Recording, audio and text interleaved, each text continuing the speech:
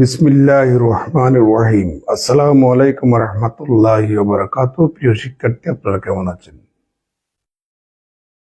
আমার অনলাইন ক্লাসে আপনাদের সবাইকে স্বাগত জানাচ্ছি। আমি মোহাম্মদ ইফতেখার আলম। আজকে আমরা টেনসর অ্যানালাইসিসের টেনসর অ্যালজেব্রার সর্বশেষ ক্লাস নেব। আজকে আমরা 3টা ভিডিও করব আজকের ক্লাসে। প্রিয় শিক্ষার্থী, আমাকে শুনতে পাচ্ছেন কিনা একটু কমেন্ট করবেন।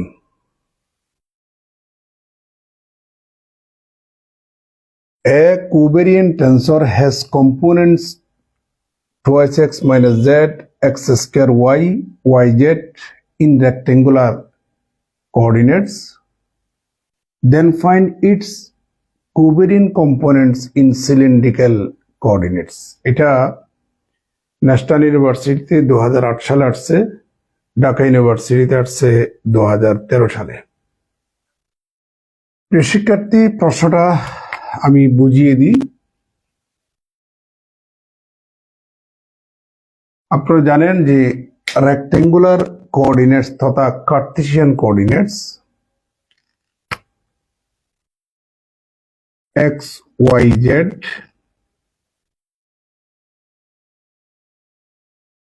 এবং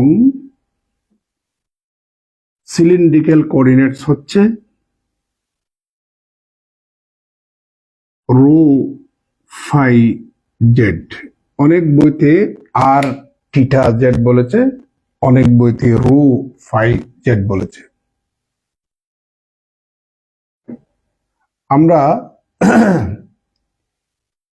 rectangular coordinates x Y z কে x1, x2, x3 এভাবে করে ধরে নেব। আর cylindrical coordinates rho phi z কে আমরা x বার 1, x বার 2, x বার 3 এভাবে আমরা ধরে নেব।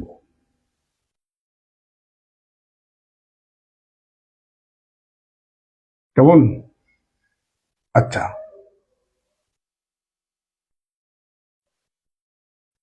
তার মানে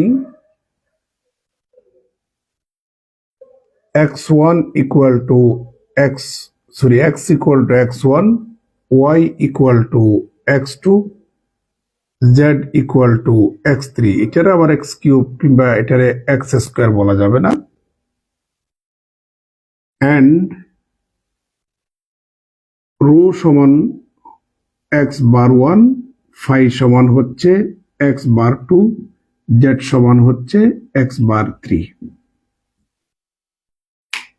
কার্টেসিয়ান কোঅর্ডিনেট সিস্টেম এবং সিলিন্ড্রিক্যাল কোঅর্ডিনেট সিস্টেমের মধ্যে কিছু রিলেশনস আছে। রিলেশনস হচ্ছে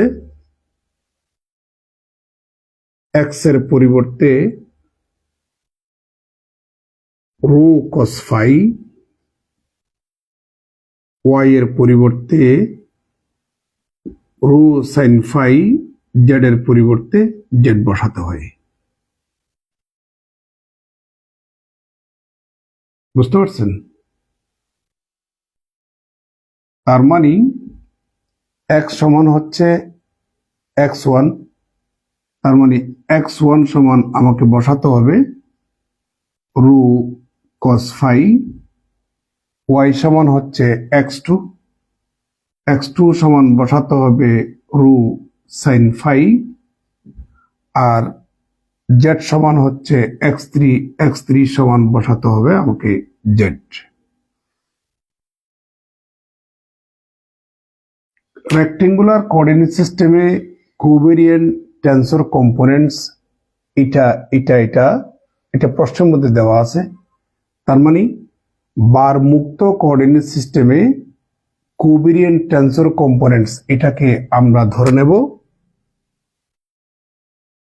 A1, যেহেতু কোভেরিয়েন্ট বলেছে সাফিক্স নিচে আসবে,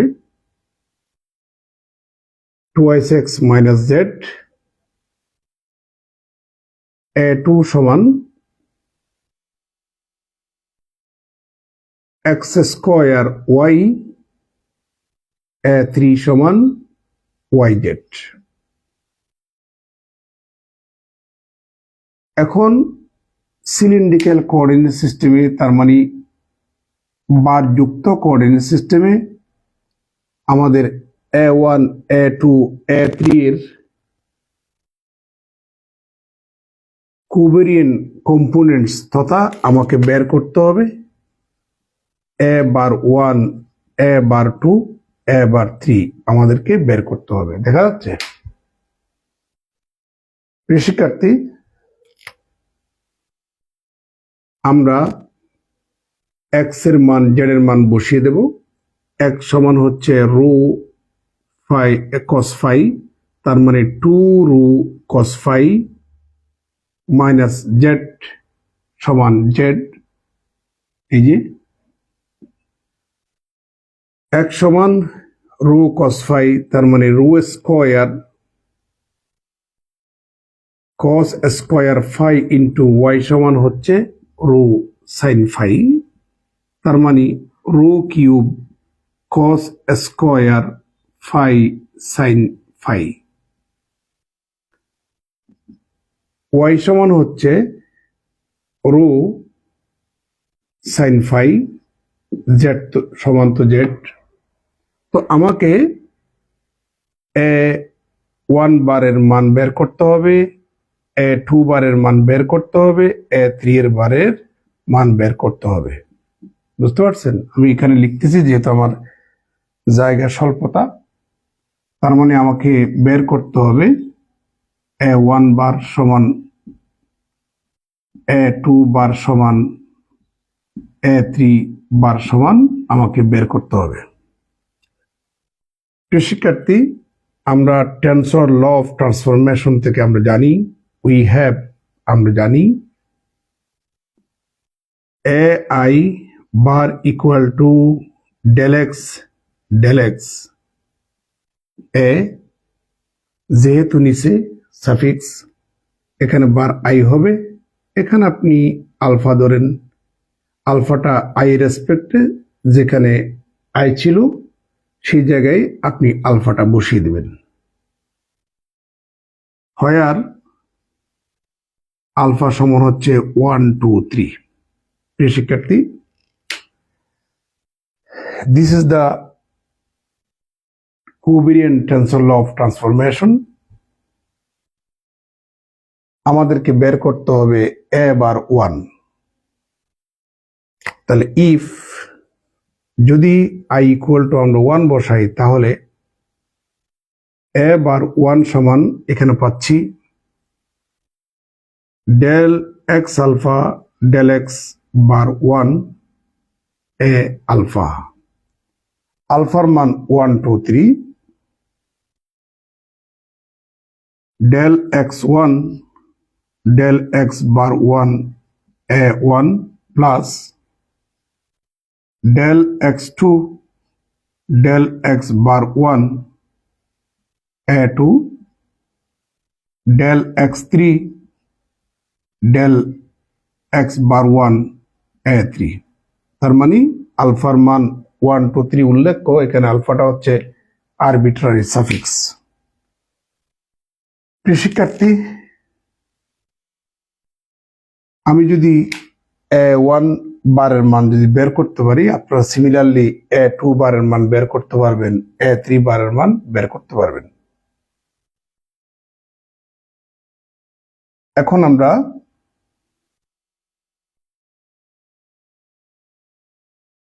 এই যে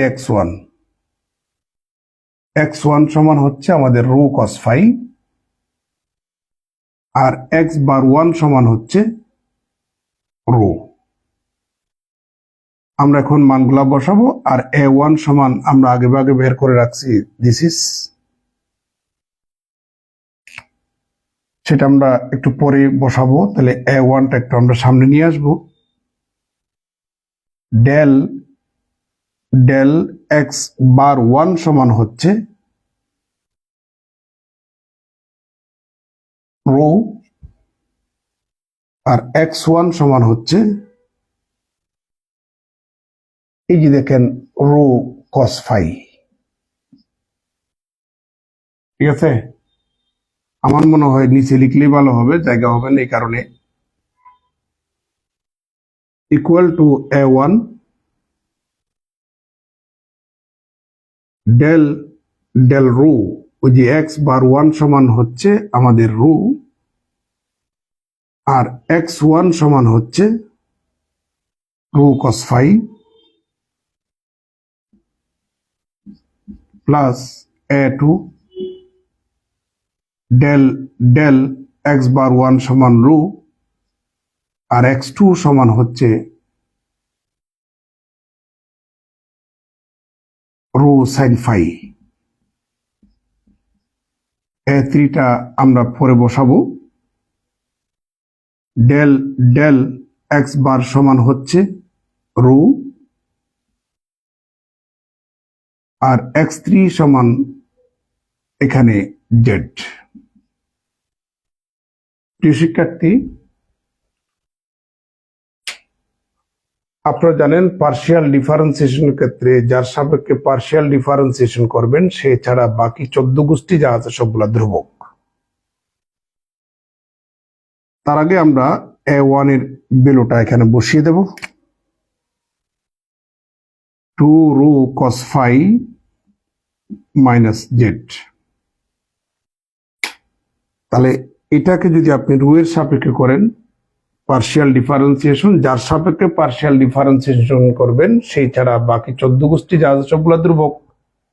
তাহলে রো এর সাপেক্ষে cos phi-টা ধ্রুবক, তাহলে সামনে নিয়ে আসুন cos phi, তাহলে তাকে এখানে phi-কে phi এর সাপেক্ষে করলে 1 পাবেন। এবার A2 সমান হচ্ছে আমাদের rho cube cos square phi sin phi। এখানেও রো এর সাপেক্ষে আপনি পার্শিয়াল ডিফারেন্সিয়েশন করতেছেন, যার সাপেক্ষে পার্শিয়াল ডিফারেন্সিয়েশন করবেন সেই ছাড়া বাকি 14 গোষ্ঠী যা আছে সবগুলা ধ্রুবক। তাহলে phi এর সাপেক্ষে sin phi-টা কনস্ট্যান্ট, আমরা তাকে সামনে নিয়ে আসলাম, থাকে এখানে phi-কে phi এর সাপেক্ষে করলে 1 পাবেন। 1টা লিখলাম না।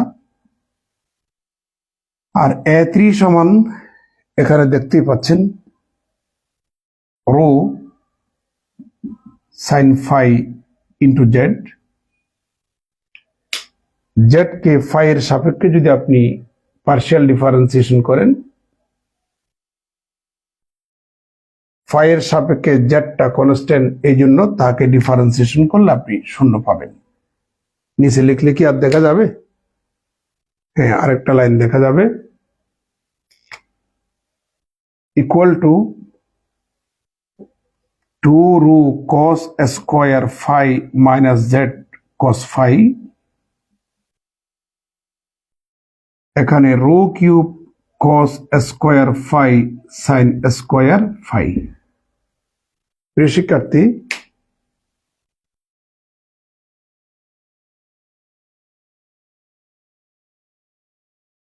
আপনি এখান থেকে চাইলে cos phi কমন নিতে পারেন, আর যদি না চান হুবহু এটা রেখে দিলেও চলবে। এটি হচ্ছে আমাদের অ্যান্সার। তাহলে রেক্টেঙ্গুলার কোঅর্ডিনেটস তথা বারমুক্ত কোঅর্ডিনেট সিস্টেমে আমাদের প্রথম কোভেরিয়েন্ট টেন্সর কম্পোনেন্ট এটাকে আমরা A1 ধরলাম। তো সিলিন্ড্রিক্যাল কোঅর্ডিনেট সিস্টেমে তথা বারযুক্ত কোঅর্ডিনেট সিস্টেমে আমাদের ওই কম্পোনেন্টস গুলির করেসপন্ডিং কোভেরিয়েন্ট কম্পোনেন্টস আমাদেরকে বের করতে বলছে। তাহলে এটার নাম দিলাম আমরা A1।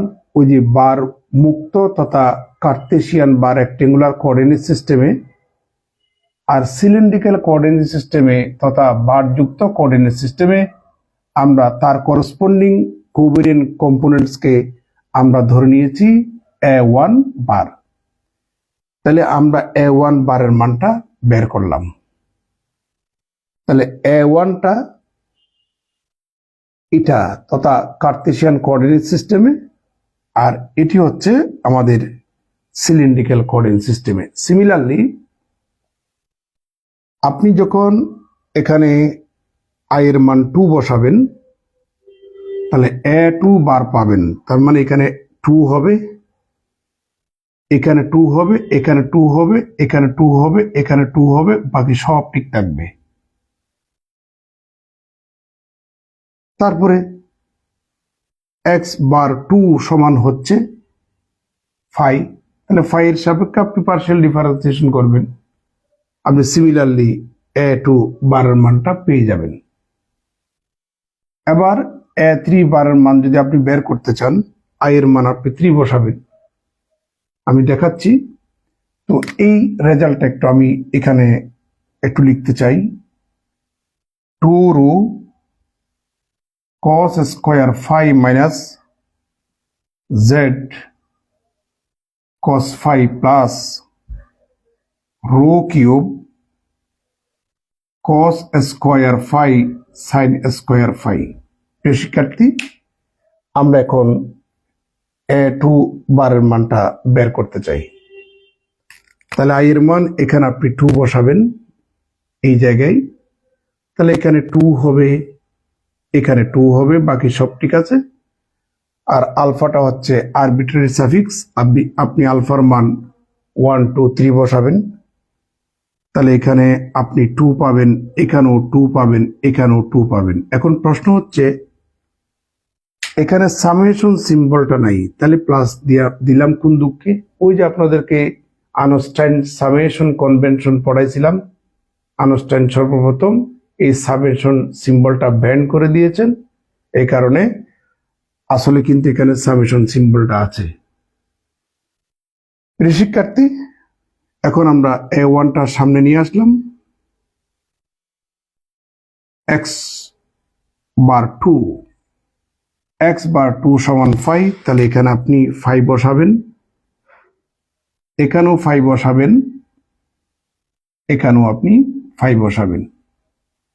আর x1 x2 x3, এই যে আমাদের x1 x2 x3, x1 সমান হচ্ছে রো cos 5, x2 সমান রো sin 5, x3 সমান z, আমরা সেগুলো বসাই দিলাম। এবার a1 এর ভ্যালু আমরা এটা এখানে বসিয়ে দিলাম।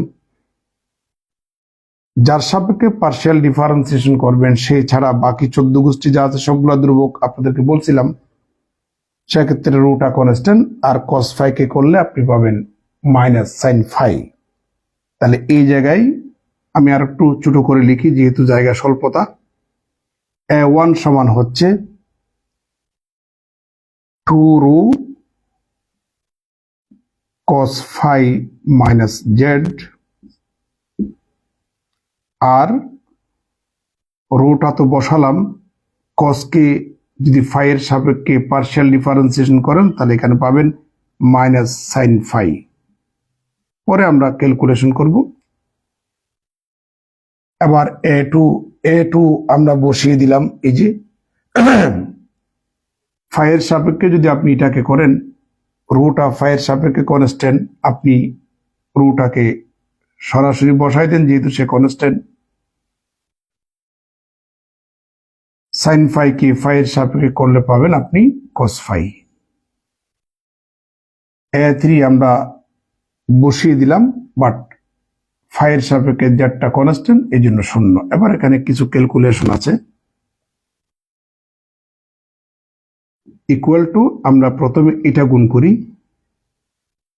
Rho Z sin 5 minus 2 rho square sin 5 cos 5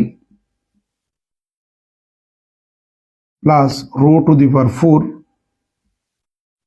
cos cube 5 sin 5, আর এটাতে 0।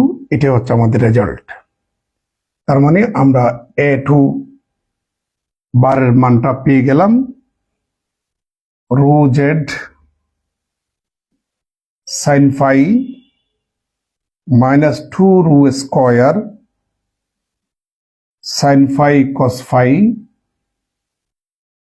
Plus rho to the power 4 cos cube 5 sin 5। দেখা যাচ্ছে?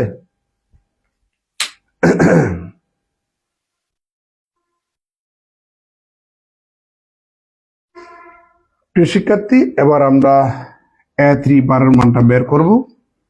আবার আমরা এই লতে i এর পরিবর্তে 3 বসাবো। তাহলে এখানে পাবো a3 বার, তাহলে এখানেও হবে 3, বাকি সব ঠিক থাকবে। এখানে 3 হবে, এখানে 3 হবে, এখানে 3 হবে। তাহলে x বার 3 সমান হচ্ছে z। এখানে আপনি z বসিয়ে দিবেন,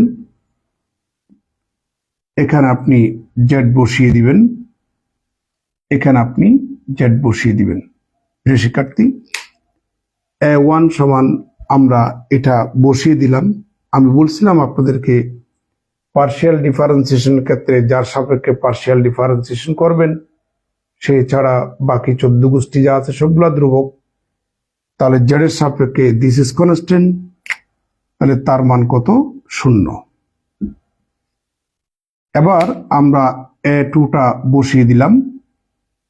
z এর সাপেক্ষে দিস ইজ কনস্ট্যান্ট, কারণ এখানে কোনো z নাই, এই কারণে ডিফারেন্সিয়েশন করলে আপনি 0 পাবেন। আমরা a3 বসিয়ে দিলাম, z কে z এর সাপেক্ষে করলে আপনি এখানে 1 পাবেন।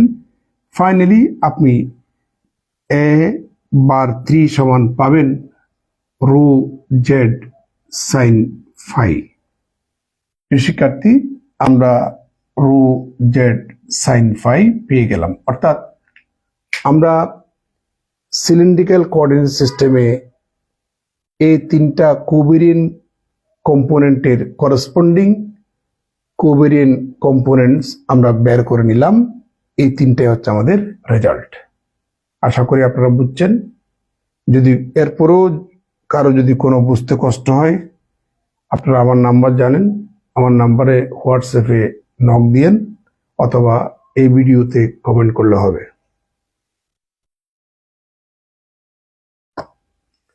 আমরা এখন নেক্সট আরেকটা অঙ্কতে যাচ্ছি, ওটার জন্য আলাদা ভিডিও লম্বা হলে স্টুডেন্টরা পড়তে চায় না। ভালো থাকবেন, সুস্থ থাকবেন। আসসালামু আলাইকুম রহমতুল্লাহ।